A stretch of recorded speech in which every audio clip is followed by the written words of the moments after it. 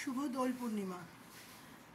আজকে সকাল থেকেই গোপুর জন্য সেরকম কোনো প্রস্তুতি নেওয়া হয়নি, কারণ গপু যে বাড়িতে থাকে সে বাড়িতে একটা দুর্ঘটনা ঘটে যাওয়ায় সেভাবে গপুর মা গপুর বাবা কেউই গপুর জন্য সেরকম কোনো প্রস্তুতি করতে পারেনি। প্রত্যেকবার গপুকে আলাদা করে একটা টুলে সাজানো হয়, সেই টুলের পাশে ওকে নানান ধরনের রং দেওয়া হয়। এই যে দেখুন, এই রঙগুলো কেনা হয়েছে কিন্তু এগুলো খুলে রাখাও হয়নি। একটা বালতি রাখা হয়, তাতে পিচকিরি রাখা হয়। যাই হোক, গপুর এই পিচকিরিটা কালকে ওর বাবা কিনে নিয়ে এসছে। আর যেহেতু মন এতটাই খারাপ, সেই জন্য গপুকে রঙও কেউ দিতে আসেনি বা গপুও কারোর সাথে সেভাবে রং খেলতে পারেনি। তো গপু আপনাদের কাছেই এলো। আপনারা সবাই গপুকে বলুন হ্যাপি হোলি। গপুকে অনেক আদর জানান, ভালোবাসা জানান। গপুর কাছে যদি কারোর প্রার্থনা থাকে সেটা করুন। আর গপুর জন্য আরেকটা নতুন জিনিস আসবে, সেটা হচ্ছে গপুর একটা নতুন আলমারি আসবে।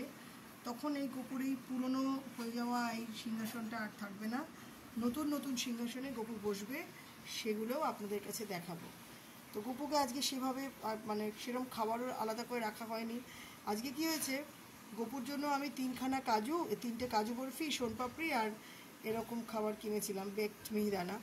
কিন্তু সেই প্যাকেটটা ভুল করে মা মনসার মন্দিরে চলে গেছে আর বেকড মিহিদানাটা ওর কাছে পড়ে রয়েছে। তো ও বোধহয় এটাই খেতে চেয়েছিল সেই জন্য। আর এই নানান ধরনের রঙ গপুর কাছে রাখা হয়েছে, হলুদ, সাদা, গোলাপি, নীল। এগুলো তো খুলে খুলেই ওকে দিতে হয়, সেটা করা হয়নি। আর এই দেখুন, গপুর জন্য জল এরমভাবে গুলে ওর বাবা রং গুলে পিচকিরি দিয়ে রেখেছে। গপুকে বলা হয়েছে, গপুকে তো আমিও বলেছিলাম, তোর যার সাথে মনে হয় তার সাথে গিয়ে রং খেলে আয় যা। মা বাবা তো রং খেলাতে পারলো না, যার সাথে মনে হয় তার সাথে রং খেলে আয়।